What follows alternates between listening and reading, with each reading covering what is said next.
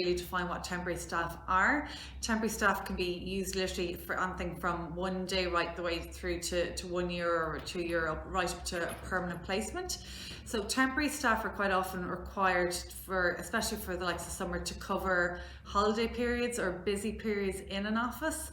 That can literally be anything from 1 day holiday cover right the way through to a longer 2 or 3 months.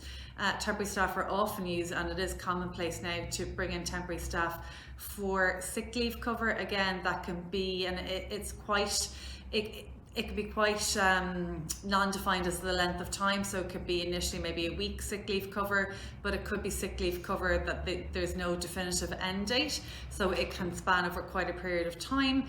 Temporary staff are often brought in as well to cover busy projects. So a company could be bringing in a new system, and they may need to take some of their permanent staff and put them on this specific project. So they may bring in temporary staff to cover the other work that needs to be done in the interim.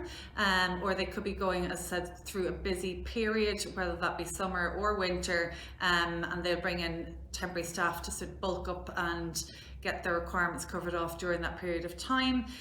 Let's not forget the likes of maternity contracts. Maternity contracts are very commonplace and really, really busy at the moment. So temporary staff are brought in either on a temporary or a contract basis to cover the likes of maternity leave.